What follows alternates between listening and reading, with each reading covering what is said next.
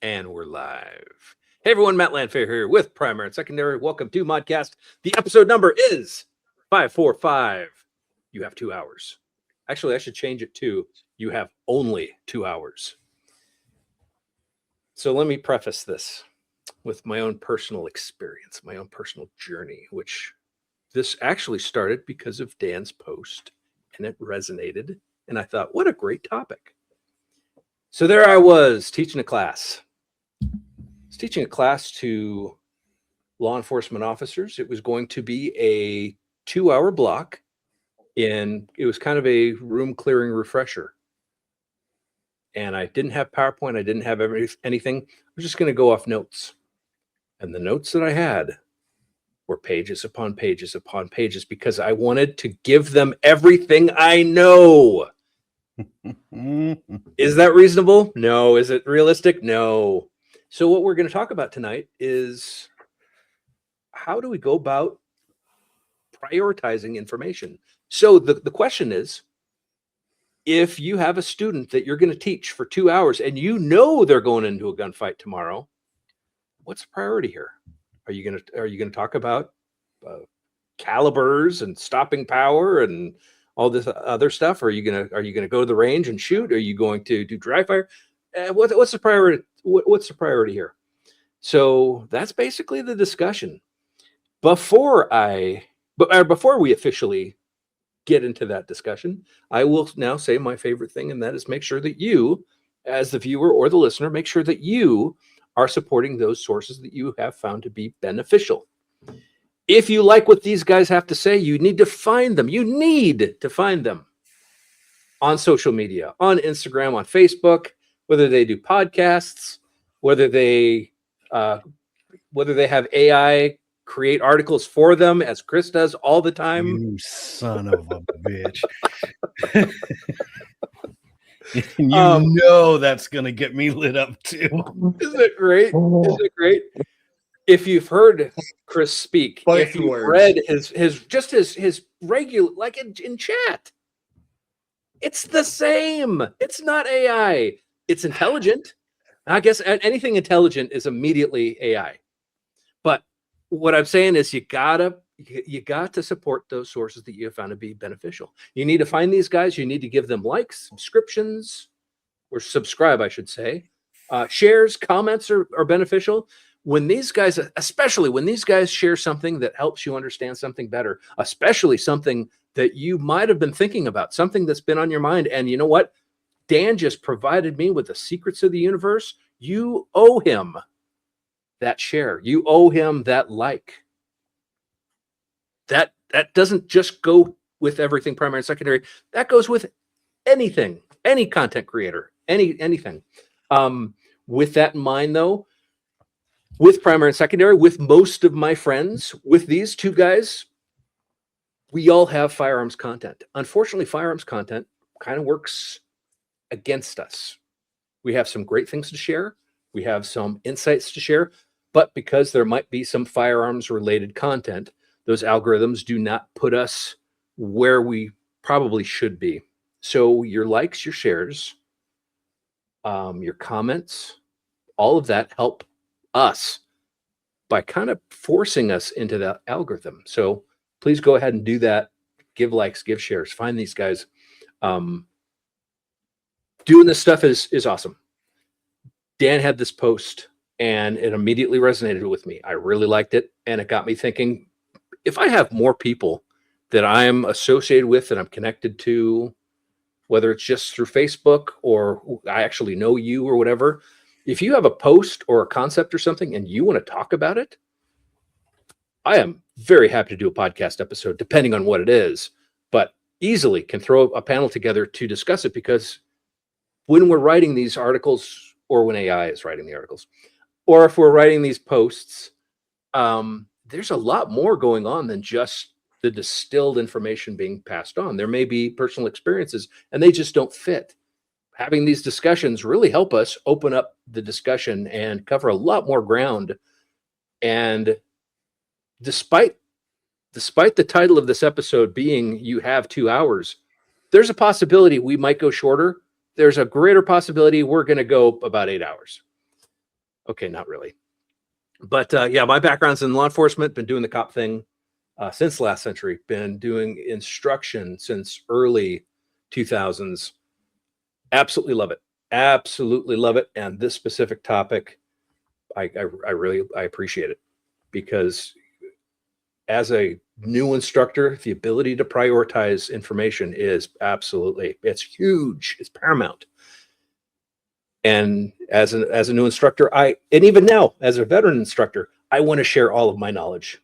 If I could, I would pour it all into a glass for my students to drink, and they'd get the whole thing. But that's not reality. So we need to prioritize. Dan, background, all that kind of stuff. Where can people find you? Yeah, Dan Brady. I work for Apache Solutions out of the bustling metropolis of Yadkinville, North Carolina. Big old town of, I don't know, 2,500 people. So yeah, that's my sort of side gig, my passion. I still am an active cop, and that is my 40-hour a week job, is to instruct law enforcement officers. So yeah, find me at ApacheNC.com. You can find me on my name, Dan Brady, on Facebook. You can find me at the Deliberate Training page on Facebook. And you can find me through, PNS. You can find me through Chris Bean. You can find me through pretty much anybody who is reasonably well known within the training industry. Be like, hey, where's Dan Brady? Do you know him? Yeah, and just they have my information. They'll send you to me. Yeah, another outlet would be through Rangemaster. And I had a conversation. I don't remember where or what it was, who it was with, or what it necessarily was about. But the whole concept is we have all these different cliques, these different circles, these different groups. And man, if you happen to be associated with Rangemaster somehow, you're pretty much part of the good guys. And yeah, I got to hang out with Citizens Defense Research a couple weeks ago. I've known them for years, but still awesome people. Basically, if you have that association with Tom Gibbons and Rangemaster, yeah, there's a good chance you're one of the good ones.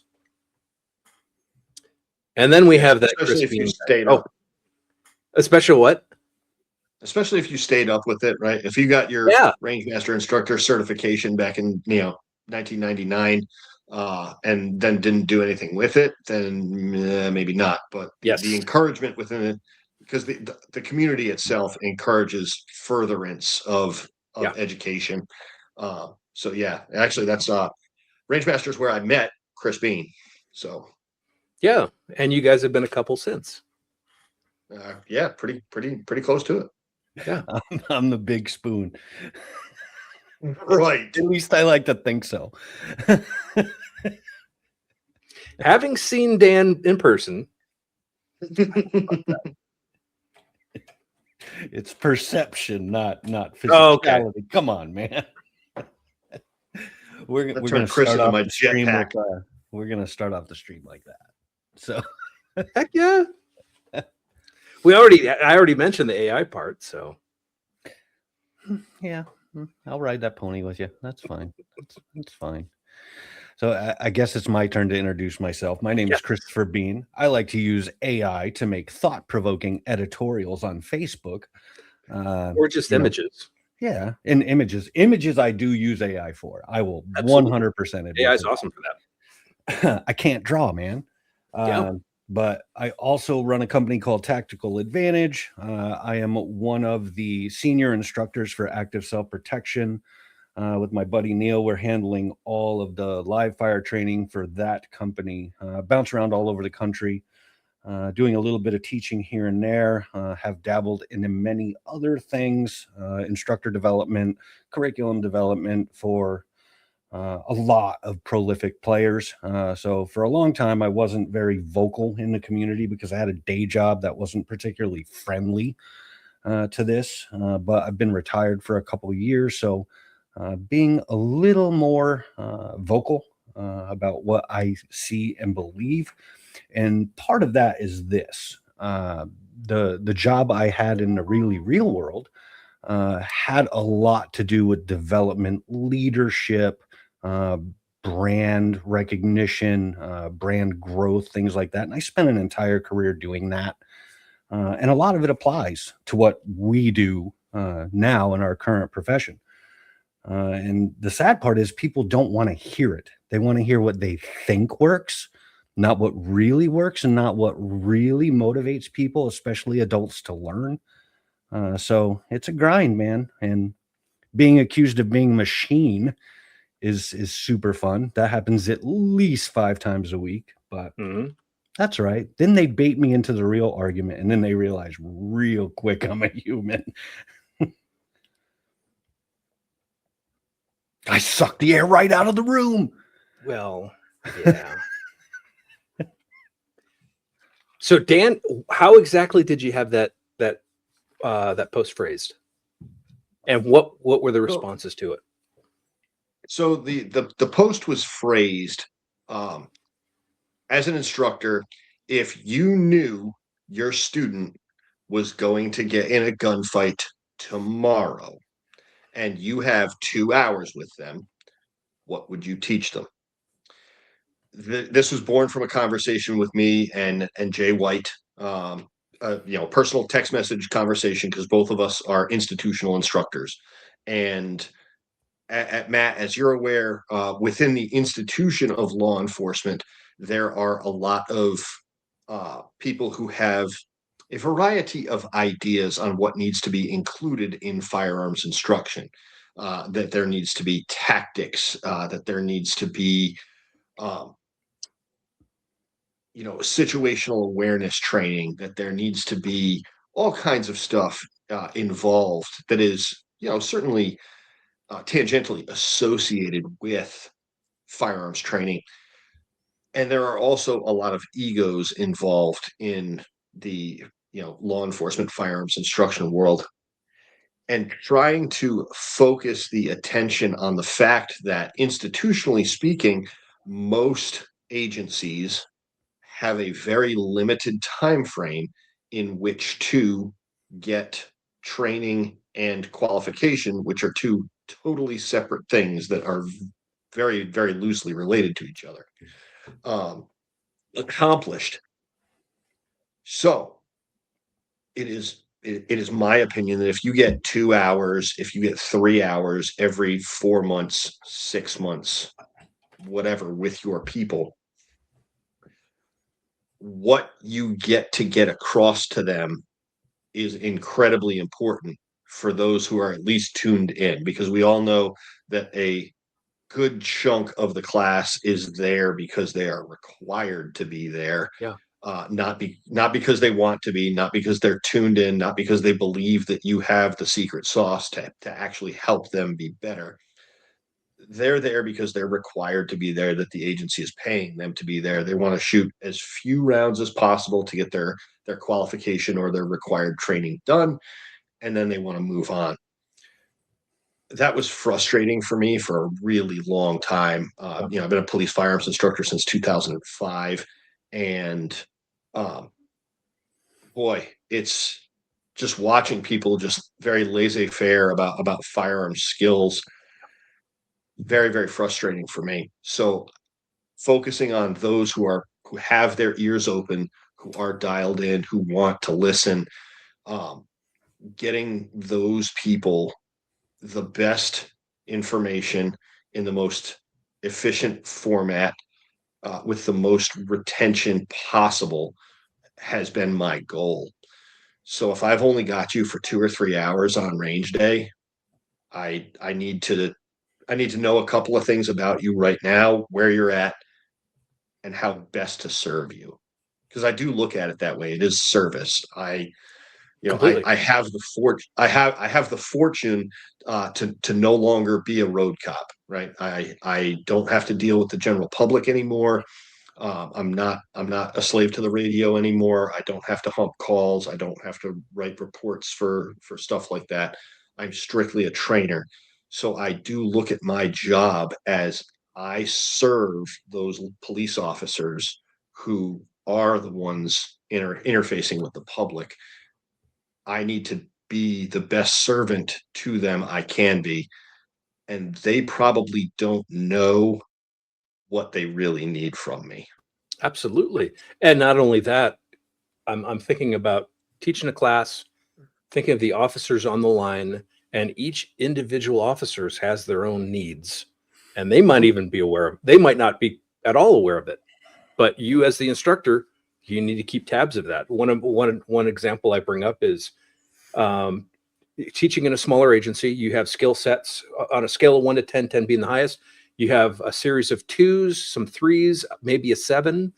And those 7s get super bored because we're constantly focusing on the 2s and the level and that level. And we can't go beyond that because then the twos are raising their hand when it's time to reload. Like, we've gone over this. You should be able to do this, but they don't take it upon themselves to go over these skill sets on their own time. So we need to be able to address these things, and it's a challenge, but it's awesome. So that conversation, kind of spurred me to put that post up on social media, knowing that the vast majority of my friends in this community are not law enforcement firearms instructors, but private firearms instructors who teach classes or who teach private sessions, which I also do as well. And how does that translate over? Like, how do we push the institutional concept over into the serving the student, regardless of what that student is, whether it's a small class of 15 or 20 people, or if it's an individual session, or a husband and wife, or a father and a daughter, or whatever. How do we most efficiently give them what they need, give them the best product that we can? And that's why I dragged Chris into the conversation. Chris put up a very well worded "it depends," and I In was his like, words, not yeah, AI. and I was like, yeah, I'm gonna need more from you on that, homie. And so I kind of forced it to drag him into the conversation, um, because I'm curious, right? I'm inherently curious about what my peers and my mentors want to do in this particular vein. So that's why I dragged Chris into it. Well, and I want to talk about that really. So if you're unfamiliar with the post, Dan, that was on your personal Facebook page that you put that post up, Yeah. so people can find it Yep. if you just track down Dan Brady. And here's the thing that jumped out at me initially. So, and I'm going to go back to a couple things you said here, but I want to make a point. Like any instructional endeavor, if you are a person of prowess or ability, should start with a query. If you're not asking questions and you're making blanket statements, how would you teach anyone? And how Dan put it up, it was quite vague. How would you teach, or what would you teach this imaginary person or real person? And people just started belting out answers. And my thoughts were, well, tell me a little bit about the person, because if you're just making blanket assumptions, you're not teaching anything. You're teaching to serve self, not client. So that kind of leads me to some things kind of you said just a few minutes ago, Dan, where you're like, you want to invest in students who have their ears open and who want to learn. And I think the biggest roadblock and the biggest problem with instructorship, or the craft of instructorship, be it private or institutional, is we do not care what the clients want. We think we know exactly what they need, and we're just going to pump it out without trying to figure out their motivations or things like that. So I think if we put that lens directly back on us as instructors, you'll see needles move significantly farther, much, much, much quicker. And I think that goes back to how best do we serve? How do we serve somebody if we don't have any information about them at all? What we choose to take in as information is what a target says, what a target looks like, how slow or how fast their draw is. We don't ask any questions about motivation. We don't ask any questions about fears, phobias, concerns, especially in an institutional environment. Like in an institutional environment where your job hangs on your ability to qualify, or your livelihood hangs on this ability to qualify. No one ever thinks to ask, hey, man, you might not put in a lot of practice here. You might not even like guns, and you don't have to. but what can I do to help you feel more comfortable to get this done? Because at the end of the day, because our job, it's not the qualification that matters. It's that if you ever have to use these skills in the real world, do you have enough skill to survive it? I rarely, and I know a lot of instructors on both sides of the fence, I rarely see people actually asking those questions or trying to communicate with the client. They want to look at evidence that the client produced as their driver, not the client themselves. And I think that's really where a bunch of it goes from. We want to say, these guys, these cops are unmotivated. You know, they're getting paid to be here. They don't want to be here. Is that their failure or ours? Is it ours because we have not reached them or punched through the very thing that's keeping them from wanting to chase proficiency? Those are hard questions to ask, but that's where the answer is. I saw a massive change in officers' attitudes towards range time when we went to red dots, because they were seeing results and they were seeing positive results. And it was like, oh, I did this. When can we go shoot again? I want to do this more.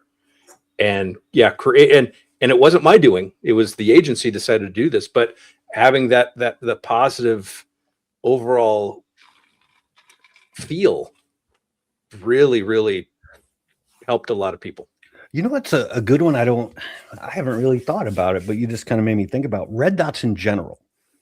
So if you have somebody that's not incredibly proficient and they're struggling to shoot, um, could it be driven by they don't really get a bunch of information from the gun, so they cannot see what it is they are or are not doing? And then if you put a red dot in front of them, all of a sudden they have in living color information that the gun's trying to say, hey, this is what you're doing and it's not working. Yeah. Because people want to be successful by and large. So a little bit of success goes a long way. And then some kind of tool, whatever it is, that explains, what you're doing is either working or not working, helps people be successful. But that's something that took me a lot of years to kind of figure out, because when I started teaching from the target back. So the target tells me where I need to go. And I think that was flawed thinking. So now I teach from the shooter forward, and the target is just a byproduct, right? And what I've had great success with too is even if people have error or non-favorable results, the quotient that deems success is, did you see that happen? And once they get to the point where they can start seeing things in real time, people are driven. It's like a dog with a bone or a dog chasing a frisbee. Once they can see the damn frisbee, they will chase it. Just got to figure out how to get them to see it. Yeah, I will say that is a massive advantage for red dots. It's what won me over. It is the fact that we have cleared up a lot of the visual noise, and added an awful lot of target information to our own visual package. Because when you're looking at a set of iron sights, there's no target information below those iron sights, there's just gun. And when you're looking at just the dot, there's target information below. So it really does allow the student to see what's happening in real time, as long as they are paying attention. Huge advantage to red dots, as we all know. But what I think is a tendency for those who can't shift to red dots, for institutional reasons, or financial reasons, or preconceived notions, um, about technological flaws, or fragility. Uh, they're not seeing things in real time because of the visual shifting that Mhm. occurs with the multi planes of view. Saccades. Yeah. So people do this visual sprint back and forth, and they have the tendency, and we've all seen it, right? They have the tendency to press the shot and then look for the hole. That is a battle I continue to fight to this day at work. And unfortunately, in my particular agency, I don't have any real control over the curriculum that is dictated from on high. And so the way I go about things may skirt some of the exacting particulars of the curriculum, but I do see results in the way I approach it. And as long as they qualify and as long as they improve, I get a little less guff from those in charge. Well, I think that's something, Dan, that you touch on that's kind of important, and it's curriculums are curriculums, right? So say you're an institutional instructor, you're bound to curriculum. Say you're an NRA instructor and you actually obey the rules and you're bound to a curriculum. One can live within a curriculum, but it's how you deliver it, what you say, and when that can have the most impact on people. And I think that gets lost a lot of times, where either people grossly leave the curriculum, that's more in the private sector, with unknown ability to gauge its effectiveness, or they're so stuck in a curriculum that they believe it must be X, Y, Z, it has to be this direction. And that's stifling. Where, I think we all know from teaching in general, it's not that class that gets people somewhere. It could be as small as one singular interaction, one singular sentence said, one word at the right time that makes something click. I think that gets lost in the weeds a lot, where people, and I think Matt alluded to it too, where we as instructors in general have amassed this information, what's worked for us, what we think theoretically will work for ourselves. Decades of information.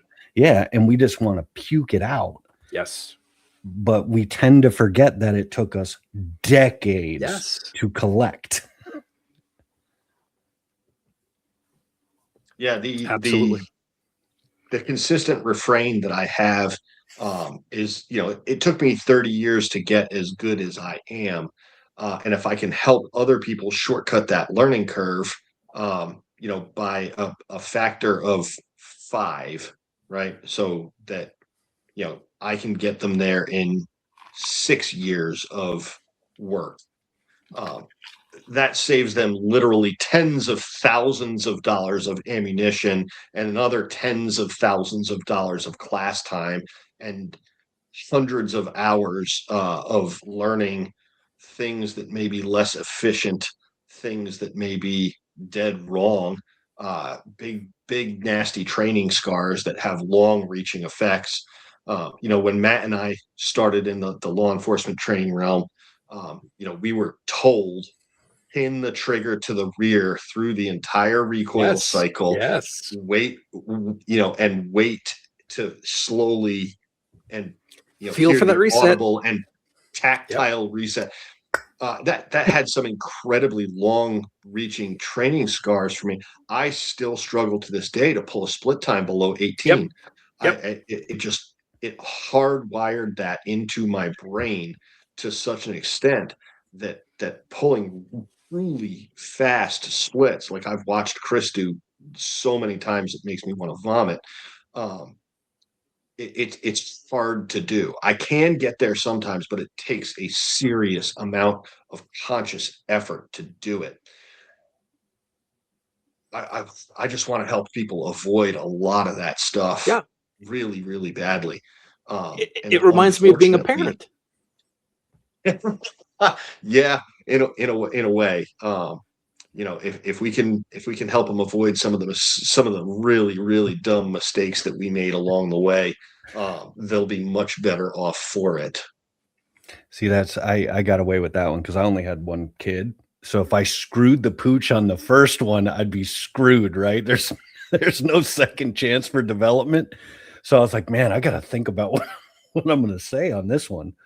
I got two pair and a spare. So I, But, odds that one or two of them turned out okay were pretty good. but I'll give you a funny one, right? That again, you're kind of just making me think, Dan. But if I could go back to myself in the 90s and say, you know what, it's going to take you 25 years, or we'll use your analogy, it's going to take you a good 5 or 6 years to get good at this. I wonder if I would have committed to it, if I'm being honest, or would I have just balled it up and given up? Right? I don't know. I don't know, but and I don't really think I'm good at this yet. I think I'm beginning to understand shooting. Like I'm beginning to understand it. But that's the interesting part, right? Especially if someone that was unmotivated, if it's just part of your gig, right? If it's part of your job, to actually see the daunting journey that's in front of you, to actually achieve, I guess, what we could conversationally consider good or solid proficiency. That's man, I'm gonna have to write an AI editorial about that, kind of thinking about it. Like a note.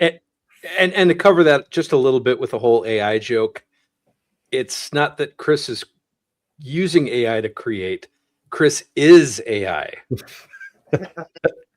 Somebody had to teach the machine how to speak. That's right. And that's the running joke, right? Because where we're turning left here, but I am what I am, and I am how I am all the time in private conversations, in private chats. So I find it quite ironic and humorous when people, accuse me of being a machine, where I'm like, go ask anyone that's ever, because like when I'm on here and I go on my diatribes, that's not fake, dude. That's how I talk to my There's no friends. script. Yeah, How I this talk. is just So I spent 30 hours in a car with Chris in one 4-day weekend. and he didn't eat or this sleep, which was weird. And this is exactly what you get. And it's an accurate representation in his writings as well. Agreed. yeah, I just got one the other day where someone's like, "You're stupid and you use AI." I'm like, well, I am many things. Stupid ain't one of them. But Have you seen his wall? this is just one of many. But I digress. It's not about me. So agreed, right? It's not about us. It's not Yeah. about it's about the client, whatever that client looks like, whether it's a class, whether it's an institutional learning center, or it's a one-on-one. So this conversation that I had with Jay White happened directly before I had a private class the following day, where I had a private one-on-one 2 hours with a young man. And I decided to approach this particular one-on-one session with him from that mindset of, I know for a fact you are going to get in a gunfight tomorrow. Yeah. What is it that you need to know? And so, because I am not omniscient, I had to ask some questions and be like, okay, how do you carry? What do you carry? What is your current level of ability? And he was completely unable to articulate what his current level of ability is. So, hey, shoot this target from this distance this many times. Okay, that gives me a piece of information. All right, now I want you to draw and shoot this target from this distance this many times. That gives me a little more information. All right, let me ask you some more questions. When you were shooting that last thing, what did you see? What did you feel? How did you feel about it? No, I don't want to know about how you feel about where the holes are on the target. What did you feel in the moment? And drawing the student's attention to those things gives me more information about how that student processes things. And say, okay, I'm going to have you do that again. What I'd like you to pay attention to is this particular aspect of it. Okay, good. Now give me some more feedback. Tell me some more things about that. What did you see the gun do? What did it feel like in your hands? Okay, now I want you to try this. Instead of having your elbows down here like this, I'd like you to flare them a little bit like this and sort of drive your elbows up parallel. I want you to try to shoot the same thing that you just did in that manner. Okay, good. How did that feel? What did you see that way? And just continue to have the conversation along the way of what is it that you are gaining from each one of these things. Is it positive? Is it negative? Is the effect a net positive, or are we losing ground? And just continuing the scientific process, in the layman's terms of fuck around and find out, and you just keep on going through that process with the student and pulling out information from them, what they see, what they feel, and see if that lines up with what your observations of the target are, what your observations of their physical ability to run the gun are, and continue to have this back and forth.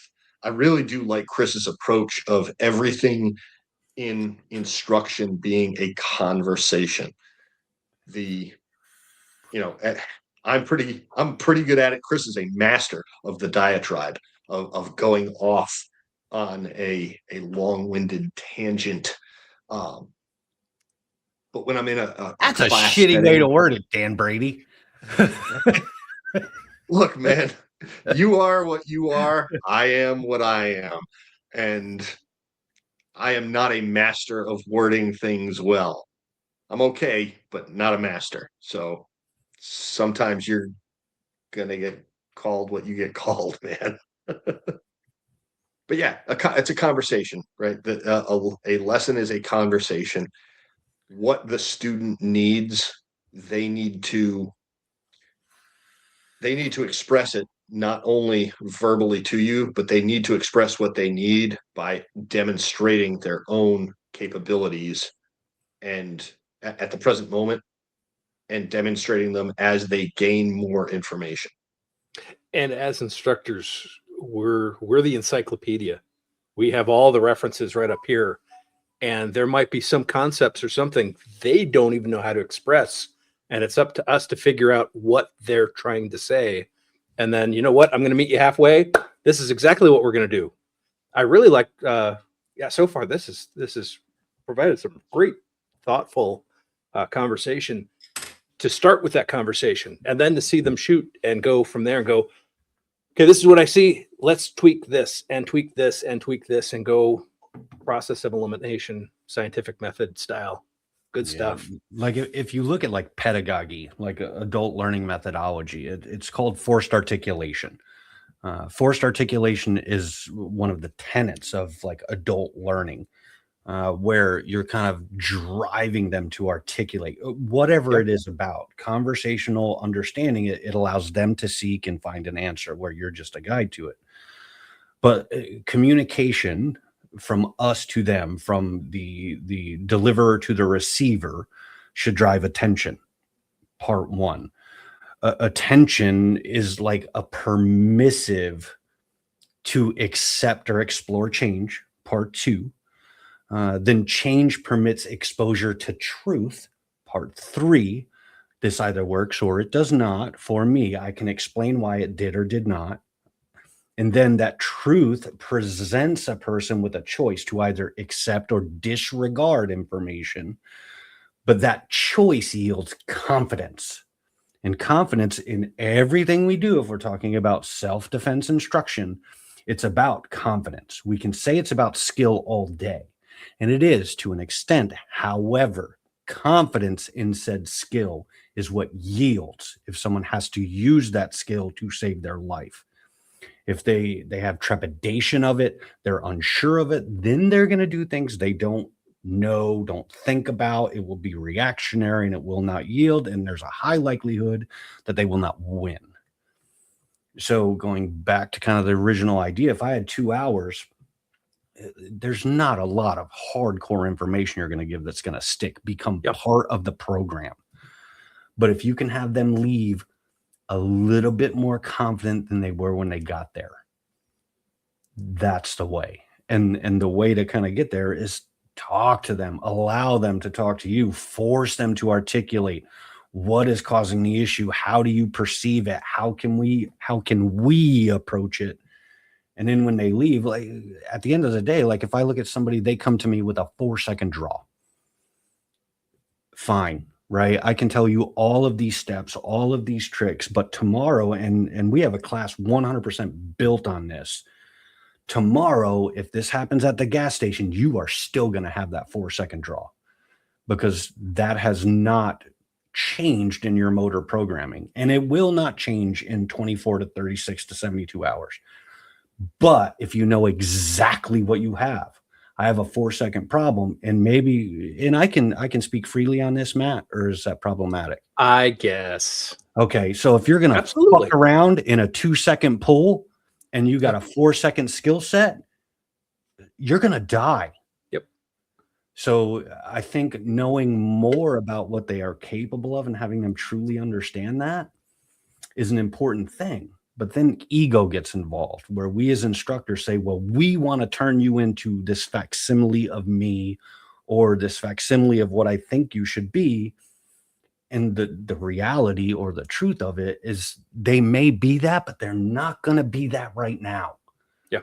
We can give them information to work on, but what can I do to make you right now more resilient, more sure, more capable of making correct decisions?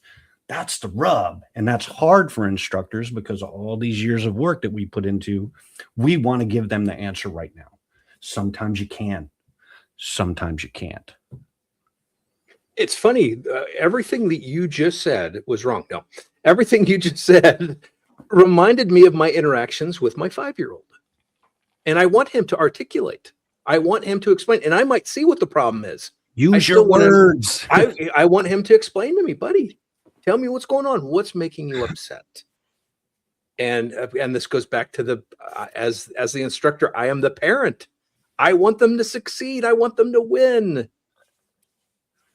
The parenting analogy, I think, makes a lot of sense. And I think it gets discounted a lot. But we, by very nature of the relationship, are in a hierarchical position where the person that is seeking information from us sees us as a hierarchical superior, an authority. And then what we do there, by choice of words, by mannerisms, just us, right?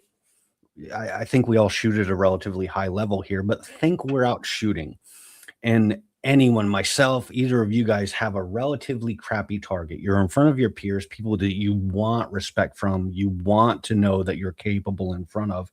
And any one of us went and looked at that target and be like, and not in a funny, jovial, we're competing as friends kind of way, but in like, dude, that sucks, man. You need to learn trigger control. That is trash. That's how many, many, many years of institutional training have survived. Yeah. And I think that's problematic because what you're doing is destroying someone's drive to actually get better. And that becomes a culture problem. It's not a motivation problem. It's a culture problem. I synced it. That's absolutely right. And my personal approach with that is the absolute opposite. I am honing in on that positive. And they might be down on themselves, but you know what? Look what you did right here. Look where you were. Look what you're doing right now. This is an improvement. This is why you're here. You're doing awesome. Maintain that. Or, you know what? You're doing great. I'm seeing though, it looks like you're getting kind of tired. Let's take a break. We're not going to push this further right now. But yeah, I couldn't stand that whole how you just described it. You're just teaching people how to lose and reinforcing it. You're not teaching them how to win. You're teaching them how to lose. And again, I do that with my kids. Same exact approach. Let's focus on that positive. Dan, you have something very important to say. I can tell. So, because I come from the culture that I come from, and that culture being the United States Marine Corps, um, there is a subset of students um, who, in order to listen, you have to hit them in the face with a 2x4, metaphorically, and get their attention um, in a way that none of us would dream of doing with a private client. Um, there are, and I'm one of those people, right? When I started this journey back in the early 2000s, um, I needed to be embarrassed to understand that I didn't even know what I didn't know. I was so drastically Dunning Kruger that uh, you had to get my attention by showing me that I was a buffoon, and it worked. It worked really well, and I saw my own failure and was like, well. If I'm going to live up to this ego that I have, I need to get way better. And I was just totally bought into the process right then and there. Fully admitting that that is not the way to go about with standard adult learning. I'm totally with you, Chris, Yeah, on but that. I Matt, won't. Yeah, I won't say that you never have to do that, though. Don't misunderstand, right? There's application of knowledge, but mhm. I will to clarify my position. I am not above showing somebody a bill drill at full tilt and going, okay, you're 6'6", 300 pounds. I'm 6 foot and broken, held together with duct tape. How come I can do it and you can't drive the gun? At least that starts a conversation. Now, that doesn't work for Mhm. everybody, but some Mhm. people need that. Some people need you to display superiority, I guess. Mhm. And Mhm. one has to be ready and able to do that. I mean, that's just part of the game, especially in a Yeah. martial discipline. And I Nothing, think nothing that, says learning like an ass whooping sometimes. yeah, I mean, there's, uh, any good teacher understands that there are a wide variety of learning styles, and a wide variety of attention getters to gain people's confidence in your abilities as an instructor. For me, it was getting mag dumped with sim rounds at a cyclic rate, to be like, oh, this. And you're a big I didn't target know. too. So I wrote out this particular um, interaction that I had with this individual who's now one of my best friends on the planet, and the way I came into it, I came around a tree at him when his sim gun was at slide lock, and he smiled at me as I am in a dead sprint, and I thought that was a very odd thing when you have somebody the size of a D1 defensive end coming at you at full tilt and you have an empty gun. Why would you smile at me? That doesn't make any sense. And then all of a sudden, I got It was stitched a from groin clue. to forehead. I got stitched from groin to forehead with an entire magazine of simunitions at a rate I didn't know a human being was capable of firing, unless they had you know a M249 saw. I was astonished, and I ended up looking like a complete buffoon, being covered in blue paint and face down in the snow.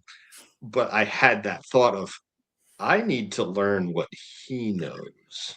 and and that's a great point, kind of going. I don't want anyone to think I'm an egomaniac with what I was saying before, but the way that you end or wrap up that conversation is going, if I can do it, you can too. Yeah, and that's sort of the point. And I run into a lot of private clients, especially when I'm teaching women, um, and when they're trying to advance their skill set and they have trouble running the gun and the demonstration methods, etc. And they're like, yeah, well, your hands are so much bigger, your arms are so much stronger. I like to use Tim Herron as an example because he's a tiny little dude, and I'm like, look, his hands are way smaller than mine. His arms are way smaller than mine, and he can run a gun so much better than I can. I feel like a child next to him when it comes to the capability. Um, it doesn't have to do with strength. It has to do with technique. And if he can do it, I can do it. And if I can do it at this level, I know you can do it at this level too. Yeah, you absolutely can. And I wish I had those notes, but I do a weekly dry fire live, and I had a whole big kind of explanation that I did once with, I think a lot of what people run into with issues running the gun is the amount of effort that they're putting into the gun. The effort itself becomes the hindrance to performance. And Yes. I went You way can say down the you're rabbit talking hole. about me. You can say you're talking about me. Everybody, including myself. I mean, that's all my neck surgeries, all my shoulder surgeries were 100% related to too much effort with a gun, not shoveling dirt. I wanted to be fast. I wanted to be the best in the world, and I broke myself because of it. So I had to learn, or I couldn't do it anymore. I had to learn appropriate effort. But I'll paraphrase it. I did a bunch of math with what is the recoil energy received by a shooter. And I'll paraphrase it. And if you go look this up, it's not going to be factual because it's been months and months now. But I equated it to catching a baseball, right? And the amount of recoil energy from a 9mm full size handgun equates to catching a baseball. And I had this well done all the way down, but let's just say equates to about a 9-year-old, an 8-year-old throwing a baseball and you catching it. So it was something like a 12-mile-an-hour pitch. That's how much force a gun can generate into you. Wait a minute, though. According to the laws of physics, that means knockdown power. Wait a minute. Well, and this is where it gets interesting. Oh, see, Matt, you're gonna make me permissive for Dan to make fun of me for talking too much again. Go for it. But Go for it. where it becomes interesting is the amount of force is small. What causes people issues is it's abrupt. That force is generated in a very, very finite piece of time. So that's where, anticipation, I don't even like using that word anticipation because it kind of implies, but not really. But the want or the need to counteract. You can't tell people, well, just don't move the gun, right? When just don't move it. It's an explosion. It's an happening explosion. in front of Yeah. you're not going to override, subconscious reaction to stimuli quickly, right? But what you can do is explain it in such a way that it represents what it actually is. And if you can remove some of the stigma from it, people tend to do better. But I'm trying to keep it on topic. But what becomes interesting to me as an instructor now, I am a nerd, I am self-professed, but what I find more often than not, people can do, and they want to rely 100% that they can do it, but they don't put any time, thought, or effort into being able to explain it in a way that someone can understand. They're like, well, if I just demonstrate it, I catch that all the time too in general conversation going, well, you would never have to think about it that deep. The point, do you think I want to spend hours and hours and hours staring at the ceiling trying to think of ways to articulate this? Or do you think maybe I might run into somebody that just doesn't understand my nomenclature, just doesn't understand where I'm coming from, just doesn't understand how that works, and I need to find a way for them to understand what I'm trying to say? That's ego shed. Another thing that I think is problematic in instructorship. Yeah.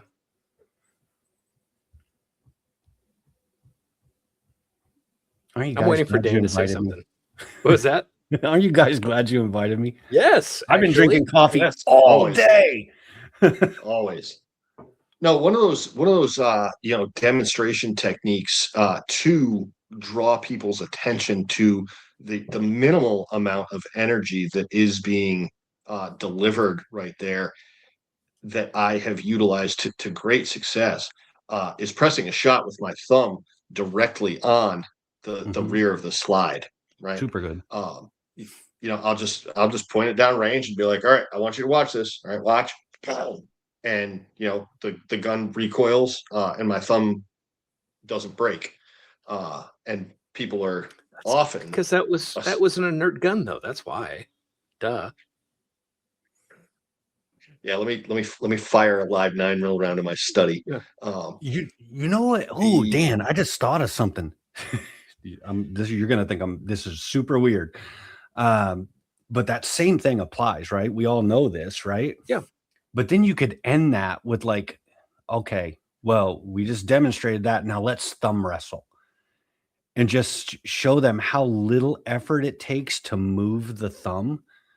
You know what I mean? To like kind of tie it all together. So if I don't know if I can do it, but that's not hard. But a slide can't do it. Oh, I'm gonna have to chase that down a little bit. That's an interesting. Well, I was thinking of similar recently where someone was talking about, as a matter of fact, it was today, talking about knockdown power and broken ribs from handgun rounds. Well, wait a minute. Wouldn't we have broken hands by shooting revolvers then? Because there's no reciprocating mass making up for some of this. Yeah. Job security. the only handgun that has ever hurt my hand to fire was a 8.5-inch barrel 500 Smith & Wesson Magnum, where I had a buddy who just gotten one for his birthday. He bet me that I could not do two hammer pairs on two different targets with that gun in a second and a half from a low ready. I will say this, I achieved the goal.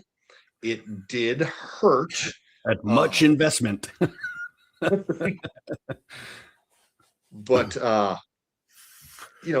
that is a very, very different kettle of fish than a 9mm or a 40 or a 45 or a 357 SIG or even a 10mm, right? These are maxing out at 230 grain rounds, or with a 10mm 180 grain round at 1200 feet per second, where a 500 Smith & Wesson was, I don't know, like 400 grains at something approaching 1900 feet per second.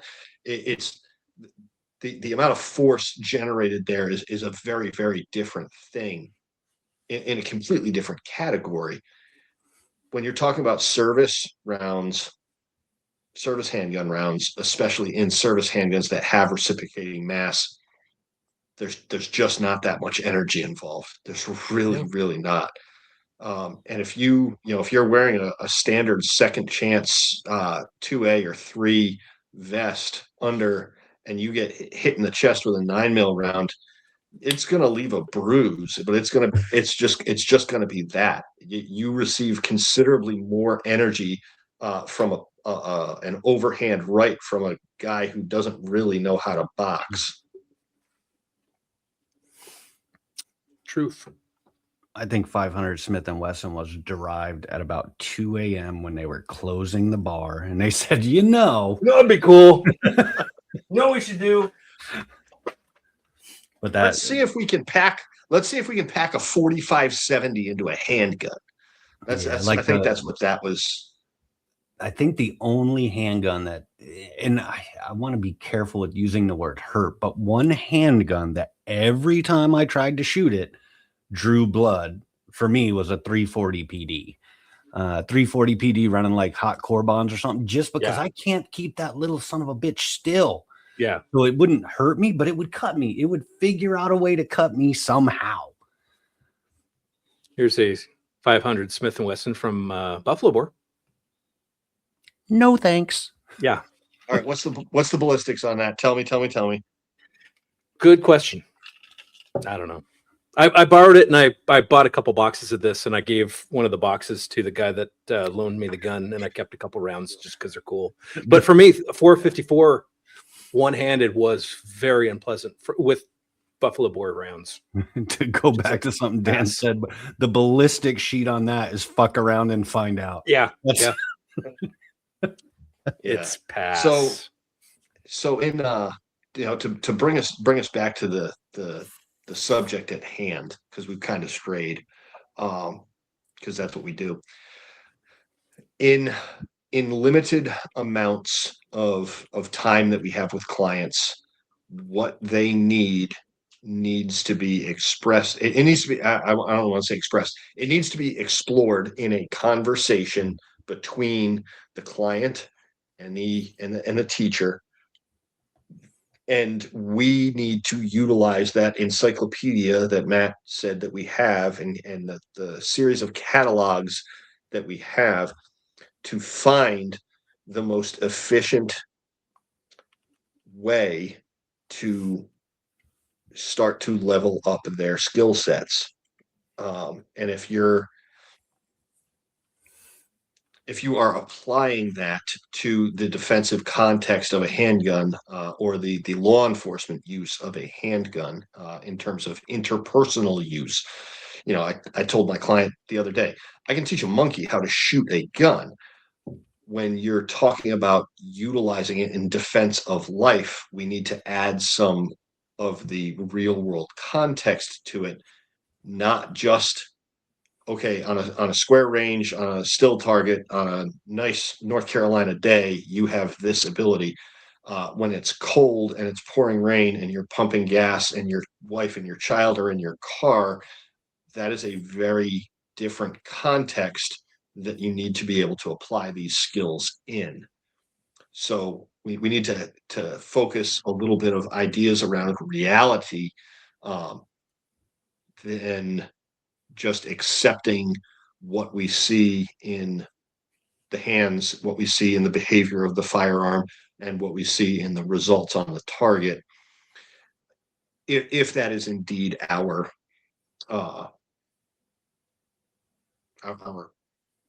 concept that we're working with of self-defense. But yeah, the conversation that occurred between me and this particular client, the back and forth was really, really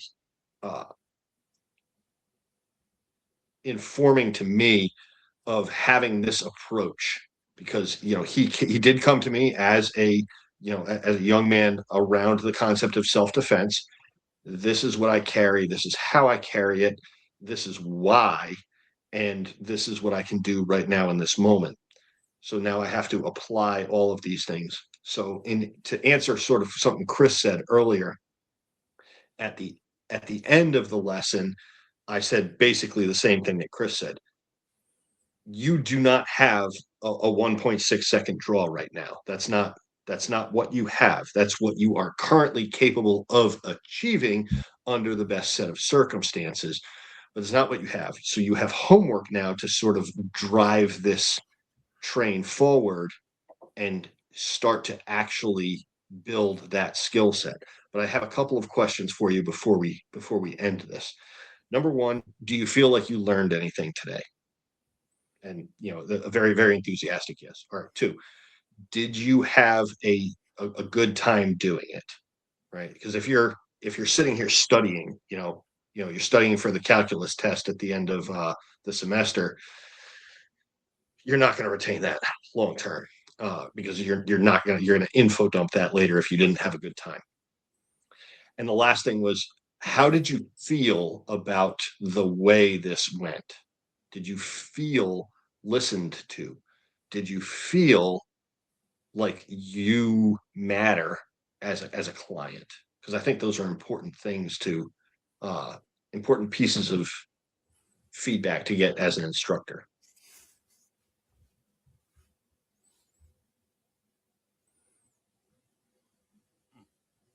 It's making me think, like, so what I try and say as I conclude classes normally, and not saying it's right, wrong, or indifferent, but it's something similar in similar vein to what you're saying, is I end with, a multi-tiered query. And then I kind of end with, did you learn anything about your shooting? Because I think the thing and the problem that poses itself, and actually how I word it, is going, I want to teach you about your shooting, not mine. Because my shooting is, mine and mine alone. I haven't ran into anybody yet with the exact same hands, the exact same strength, the exact same injuries, blah, blah, blah, blah, blah. But did you learn something about yourself? And I think that's the hard part, where people of prowess and ability, we tend to want to create things in our own image versus trying to help people get better as who they are. And being willing to do that is difficult, especially for people that are newer, like newer instructors that are trying to, so very hard to prove themselves and prove their prowess. And it displays itself all over with new and old instructors, where you see instructors post things or say things where their clients' successes are theirs. And that jumps out at me immediately, where they're like, oh, this person succeeded and only could succeed because of my involvement. And that completely takes away the win from the client. Now, you may have said something, and I don't mean you, Dan, I'm just saying in generalities. You may have said something that helped them clue in on something, but you gotta let them own it. You have to, going like, if I have a incredibly successful session with somebody, they'll be like, oh, thank you. I'm like, I was just here for the ride. And Dan, I think you've heard me even say that before. I just happened to be here. And that's what I wish would change. Like, I wish people would ask more questions, treat clients as individuals, not a product, and then help them realize that they won. They did not win because of us. In many cases, they won in spite of us, as people that are trying to lead them. I don't know, man. I'm getting sentimental about it now. You're getting me sentimental, Dan. Well, I kind of want to disagree with you there, Chris. Tell me why. What's that? Tell me why.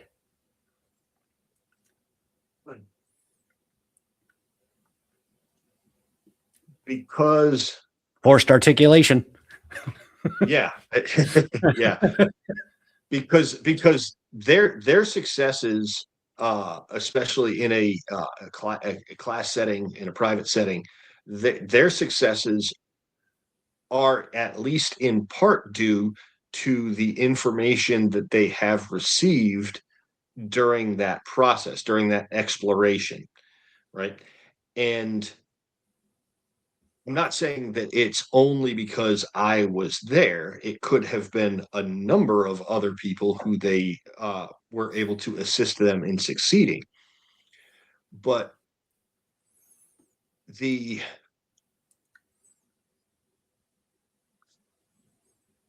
their success is their success. They're the ones who do the work or don't do the work. Okay. If they don't want to do the work, we can provide them the map. We can show them the path. They're the ones who have to walk it. They're the ones who have to do the work. A pile of 2x4s and nails and shingles and bricks does not become a house without work. But we are the ones providing the materials for them to do the work. So I do see the client's success as a success that I was a part of. It's not my win, but if you look at any successful sports team, the head coach and the offensive coach and the defensive coach or the pitching coach or the batting coach, whoever, they'll all say the exact same things.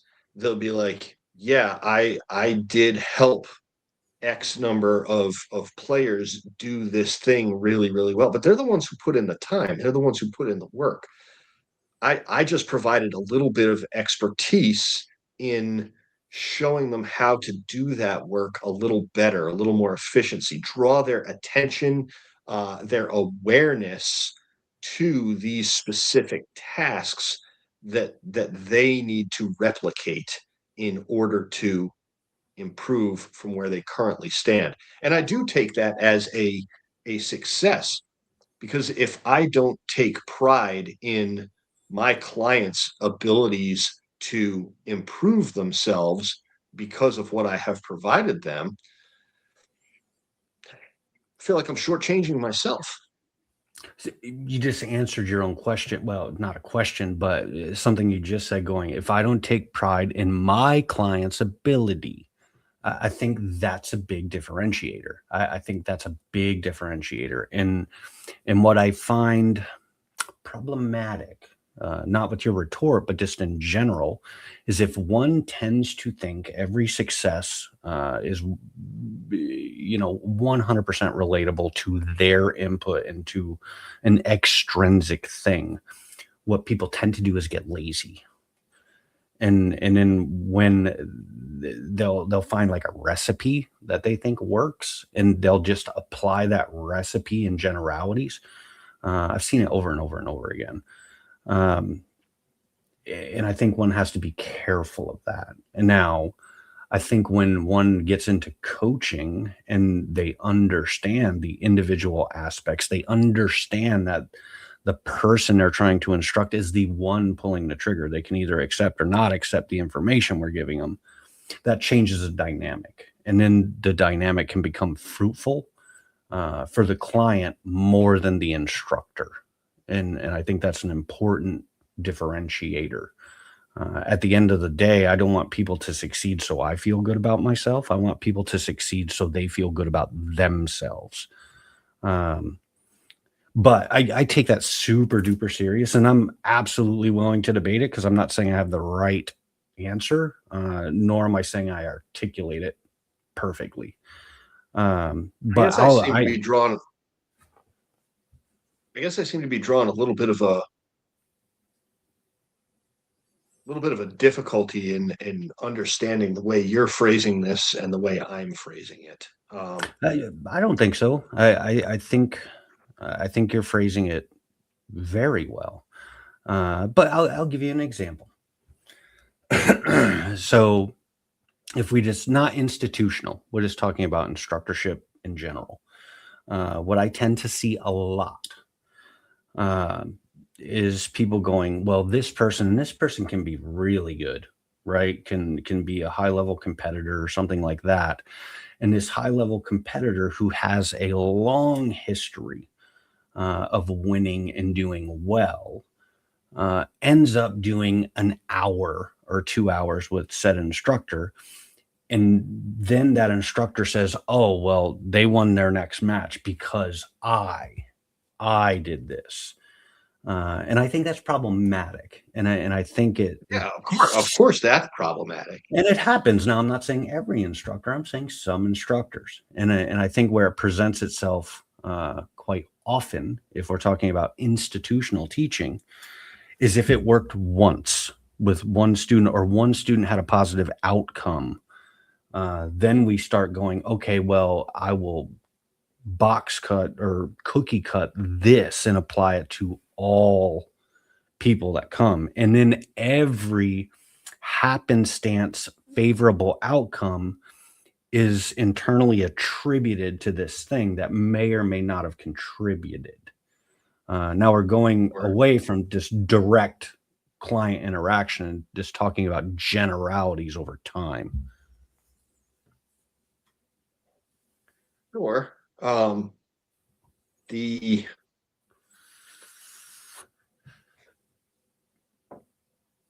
Welcome I to think you have Conversations with Me. I think you have a very decent point there. In there are those people who make that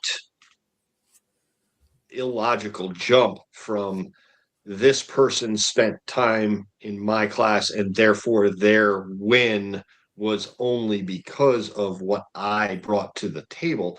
I find that to be a very, very different mindset than I helped this person be expand their own capacity. I think those are. I think the second one is pride in work well done, and I think the first one is ego-driven narcissism. Agreed. But both things can be true at the same time, too.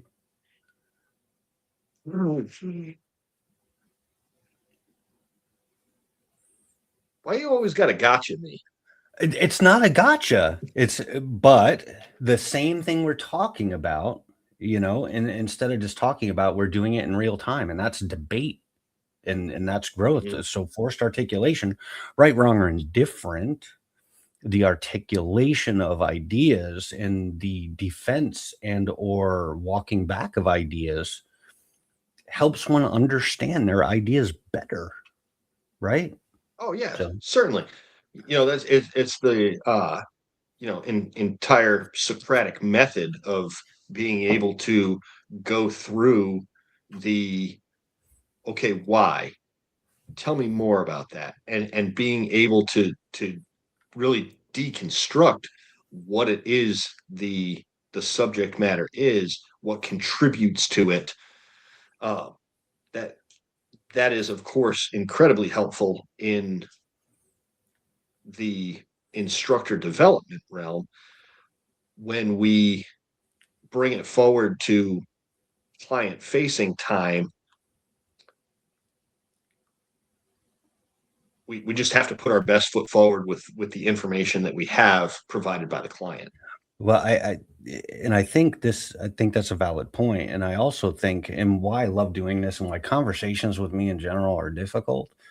But my sole job for anyone, my sole job is to not tell you what is right or wrong, but to make you think about it. Like, just think about it. And then you come to your own conclusion if you're right or wrong, or this benefits or doesn't. Um, I can't help it. It's how I'm wired. But that's how I work with clients too, where I don't necessarily tell people, if you do this, this will happen, because I believe that's fallacial. It won't. I don't know that ahead of time. But if I can get them to think about it, articulate it, wrap their head around an idea, then they find a way. The technique and the method are not always the same thing. The technique is derived from understanding the method or understanding the concept. Then people find a way to apply technique to it.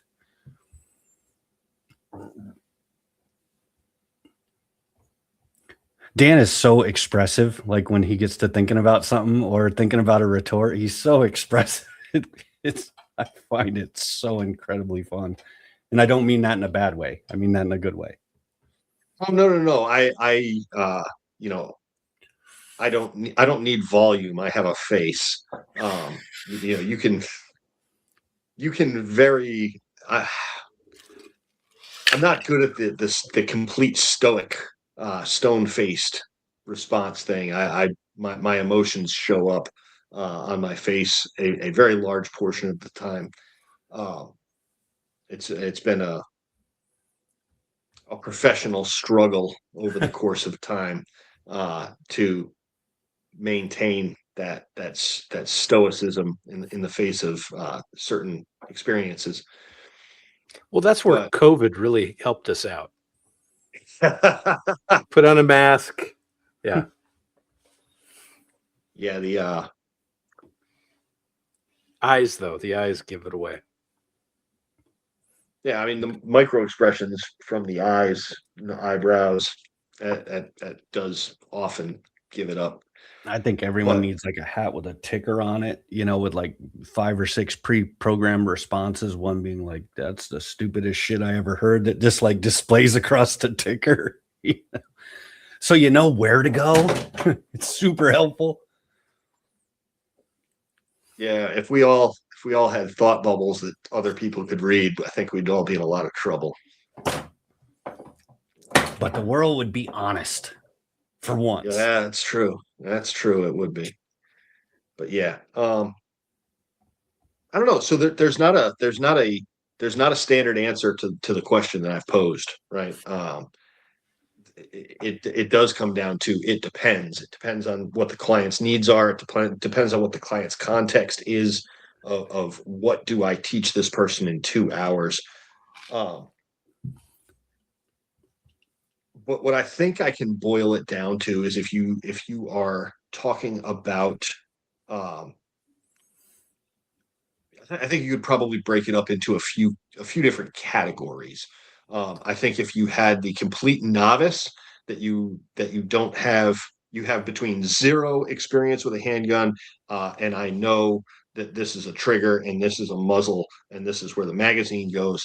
I think if you have that level of person, you have something different than I understand um, what sites do and how to use them. I understand kind of how the human hand works. Um, I understand how different methods of carry afford me different advantages, but I can't put it all together really well.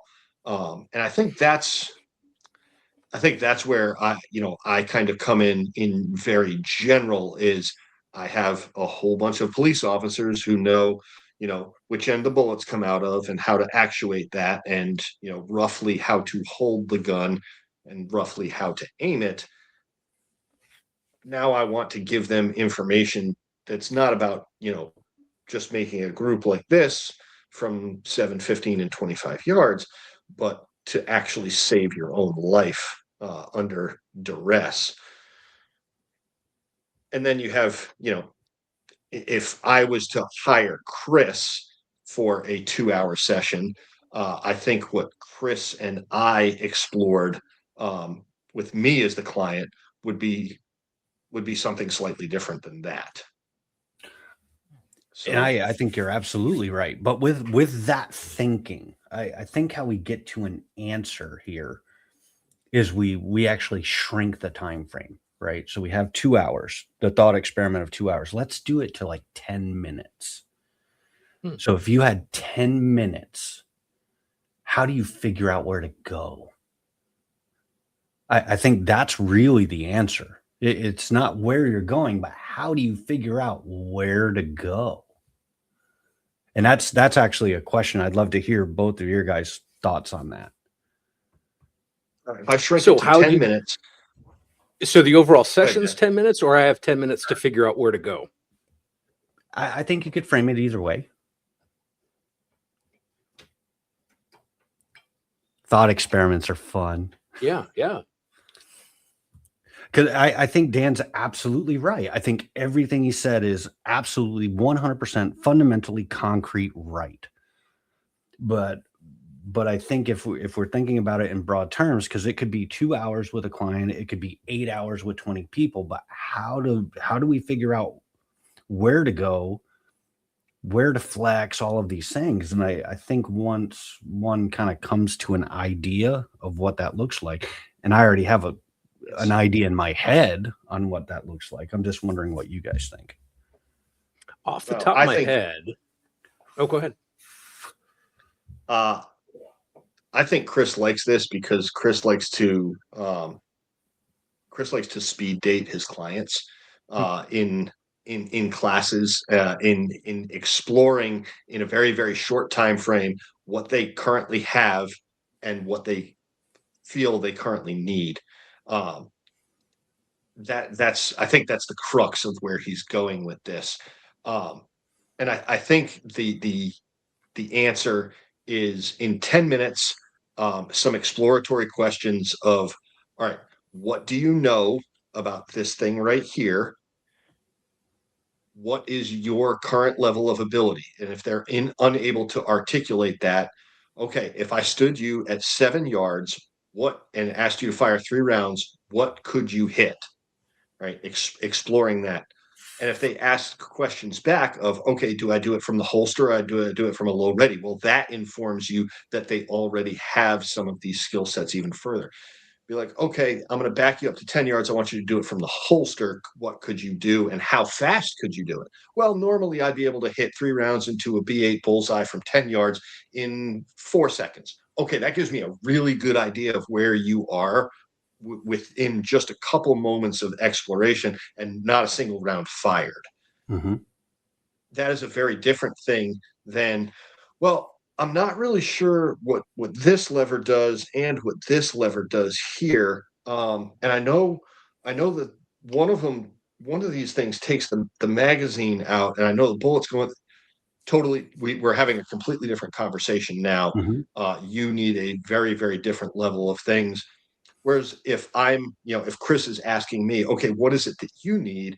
Be like, all right, well, I have 2 things that I really want to explore with you, Chris, and both of them are bill drills. I want my 7-yard bill drill to be in that 2 seconds or less time frame, and analogously, I want to back it out to 25 yards, and I want it to be 4 seconds or less at 25 yards. Clean, maybe one close Charlie. Again, extremely different levels of conversation that need to take place between the client and the instructor. But I think that is it's how do you do that in 10 minutes? That forced articulation that Chris is very fond of. What do you think, Matt? So for me, the frame of reference that I'm approaching this is, again, they're going to be in a gunfight tomorrow. So what I want to do is I want to put a live gun in their hand, and I want to put them on a drill, let's say 5 yards, 5 rounds, 5 seconds from the low ready. And from there, I'm going to focus, and this is preaching to the choir, and I know you guys do this, but I'm going to be an absolute hawk staring at them. I don't care what the target's saying at that moment, because the target's is history. We can't, staring at the target doesn't change anything. But if I'm focusing on the shooter and looking around at all angles and picking up stuff to pick up stuff to improve and go, okay, we're going to do that again. What I want you to do is try this. And just like what Dan was saying, okay, change your elbows, tweak something just so we have some tangible improvement. But that's based on my frame of reference, what I'm thinking of the situation to be. If it's what Dan just explained, saying, you know what, here we have, I don't know what this button does. I don't know what this does. Completely different, completely. But if we're jumping into this and going, you know what, teaching this lady, she has a protective order against the soon-to-be ex-husband. We've been having run-ins with him. I want her to be as safe as possible, and she needs to know how to run that gun. We are going to be running the gun in those short 10 minutes, and it's not going to be long, drawn-out things. It's not going to be something that's going to be overly challenging. I need to provide something that she's able to accomplish and not stress her out because of any pressures or anything, or I've never done this before. You know what? Go slow fire. I want to see you shoot. And this is what the standard is going to be. Go overtime if you need to. It doesn't matter, but that's just a standard, and that's a metric for us to show progression, because we're going to do this again. We're starting here. This is our starting point. So a bunch of years ago, I was supplementing firearms training for the agency, and what I did is when we had multiple officers on, I would talk to all the officers ahead of time and say, hey, I'll call you on the radio to come and meet me at a specific area where we shoot, and I'm going to run you through a couple drills, and I'm going to document everything. And these are what the drills are, and these are what and this is how you performed, and I'll give you, it's a quick clinic, and it was like 10 minutes a session, and very close to what I'm describing with this 10-minute whatever, but it wound up motivating officers to want to shoot more because they were seeing this. They were seeing real time. They were seeing someone that cared, someone that was documenting.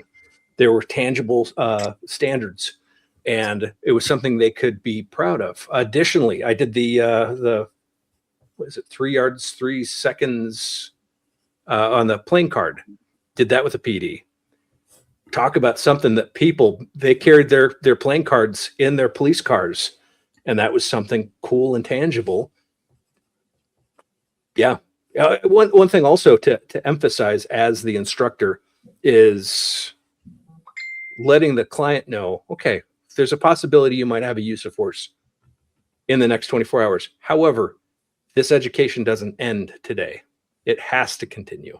And it has to continue. And that reminds me of a post Jared Reston recently put up. And I had to repost it. And essentially what it was is Jared is an accomplished shooter. He's a solid instructor. He has been in gunfights. He's won gunfights. He is still attending classes as a student. We all need to be like that. And that's from the lowest, from the newbie to Jared Reston. So for fun, and it wasn't a gotcha, but that discussion, that portion of the discussion took about 8 minutes. Mm-hmm. So we start with a simple question, a simple thought experiment. But why I like to do those things, as kind of Dan kind of put it, where, speed date, because that tells me more about your ability. It tells me about your personality type.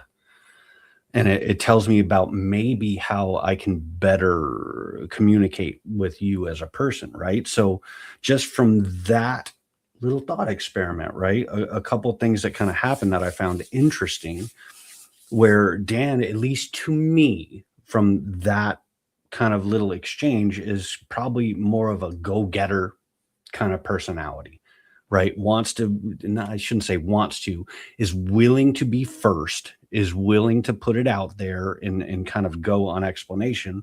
Where Matt, you asked for clarification. That screams to me analytical thinker. That is going to change the way I communicate with you. Where it would change the way I would communicate with Dan, like, okay, load up, go now. Let's go now. Let's get it done. Where with you, I would spend more time going, okay, let's clarify and talk about analysis, maybe numbers, maybe how you kind of think about certain things. Where another interesting thing, if we're just talking about humans, right? Individuals. What I noticed about you, Matt, is as you talked through your explanation, you got more passionate as you got further into it. So the analysis kind of portion of your personality, as you're formulating the thought more, you tend to get more exuberant in how you're talking about it as time goes on. And that's consistent. Weird. Very consistent with me. Yeah. Weird. Where Dan was like ready to go and like goes with it, right? And the point I was trying to make is why I kind of like to start with query, because we think, and I used to think this too, is it was all about the skill they possess, and I didn't take much time to figure out who they were. And a couple minutes trying to figure out who somebody is, and this is predominantly in a private setting. If you've got 20 people, that's real hard, but there's other mannerisms and things that you can see. But what I was trying to do with that thought experiment is to show, if anyone watches this or kind of, we just did it in real time. And what did it tell us? Mm-hmm. And that couple minutes informs the method going forward. Skill is skill. Dissemination of information, transferring information, that's one piece of it. But figuring out how to deliver that information matters more. Building that connection, because that's what's going to cause them to listen. And you guys, I'm a big personality. I like to talk, but you notice what I didn't do during that? You didn't say a damn thing. Even when you guys exchanged. You turned off the AI. There are times to shut up and listen, and it only takes a minute. It only takes a minute. So great stuff. I think we have reached a point where we probably can cut it short. People have things scheduled. They got to go before we go to those final thoughts, final whatever's, plugs, whatnots. Make sure you're supporting those sources that you found to be beneficial. I said it at the beginning. These guys are going to share their internet locations, not their physical locations, but where you can find them on social media. Pay attention to that. Pay attention to that. If you don't already have them bookmarked, subscribed, or anything, do that. Check them out if you happen to need some instruction. these might be some viable solutions for you. So with that in mind, let's get those final thoughts, final plugs. Dan? All right. Yeah. Thanks, guys. I really appreciate being involved in this. That's your fault. I was yeah, I was able to spur some discussion on this with my little social media post. But yeah, so I'm Dan Brady, Apache Solutions. You can find me at apacheNC.com, and hit me up on Facebook. My name, Dan Brady, or on the Deliberate Training page on Facebook. You can find me there as well. Got a pretty open summer in terms of training availability. Got some good stuff coming this fall though. So yeah, that's me. Cool. Thanks a lot. Chris? Well, the first thing I want to do is just kind of cement the fact for Dan and his bringing up this idea to spur good conversation. But I've been doing this a long time. But if I was going to send somebody I cared about to someone to get trained, Dan Brady, the cadre he works with, those people would be people that would be very high on my list to do so. So please understand, I am the most judgmental person on the planet about the craft of instructorship. And there are a few really good ones, and he is one of them. So thank you for that, Dan. So for me, oh man, I am in Marysville, Illinois next week for an active self-protection class. Then Fairbanks, Alaska the week after that. Then Virginia for a tactical advantage class the week after that. All over the country for the rest of the year. You can find all of my classes for both tactical advantage and active self-protection on activeselfprotection.com. You can find my website, tacticaladv.com. I am Christopher Bean on Facebook. I don't hide. No need to anymore. I won't get fired. And you can find me there. You could search Judgment Cat if you're really interested in some interesting things.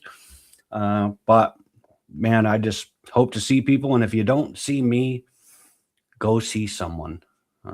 It matters. You can do it by yourself, but it takes a long time and it's a hard road. So take it serious. It matters. Good stuff. Well, big thank you to the sponsor, High Desert Cartridge. Pretty much with all my revolvers, that is it for me. High Desert covers all my needs, whether it's the larger bore, all my 45 stuff, 45 Colt.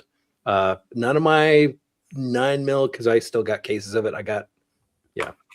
But for everything revolver, that's High Desert. I also have some of their 30-30, which ran really nice through some levers. Also, big thank you to the Patreon subscribers. If you go to patreon.com/primary and secondary, you can help support the network. The network is Primary and Secondary. All kinds of resources available. Currently, though, the website and forum are down because of some technical issues. It has been almost 3 weeks. It is driving me crazy, and they won't prorate it. So, if anything, it's kind of making me think maybe we don't need a website and a forum. But we'll see. We'll see what happens. I have another episode tomorrow. Going to talk with some various authors and some instructor types and some shooty people. And we're going to talk about how entertainment has warped people's perceptions of violence and leadership. So, oh boy. Yes. What wound up happening was I was at this training at Larry Correa's a couple weeks ago. And I think it was two of the authors, Chris Seipert, and I think Alex Clark. I think they were talking about something, and I was just kind of listening in, and it was such a good conversation. And that was the core of the conversation. And I asked them, "Hey, do you guys mind if we go into this a little deeper and do a podcast?" And they're all on board. So it's cool to have like science fiction authors be part of this, and then anything with Alex or and Chris. But also we're gonna have Kurt Weber. Who else? We might have Larry Correa, Asa Keefe, who just made his premiere on YouTube on a documentary about dogs. It should be a fun episode. It will be tomorrow evening. I think that's pretty much it. This specific episode, so it was live. It's going to stay up on Rumble, and I'm probably going to process it as soon as possible, and then it will be up on the audio side very soon. Always a pleasure, guys. If there is a topic, and I think I talked to Dan about this before you jumped in, Chris. If there's a specific, if you create an art, or if AI creates an article for you that you want to discuss it further, I'd love to have the conversation. We can throw together panels without any issue. We have a lot of great people to talk to, and it's just fun to have these conversations. This conversation tonight, I loved it. We didn't have to, there was minimal discussion of tangible things. These were all concepts. These concepts, it doesn't take any money. It takes some thought. It takes some real thought. And hopefully this conversation has helped you, the listener or the viewer. So that is all. I will kill the feed now, and I still got a couple hours. This is awesome. Go for a run or something. So I'll yeah, it happens. Boo. Well, no, it's a nice peaceful time. The weather's just perfect. Usually go after dark. Yep. Alrighty. Well, I'll kill the feed now, and I will talk to you later. Bye.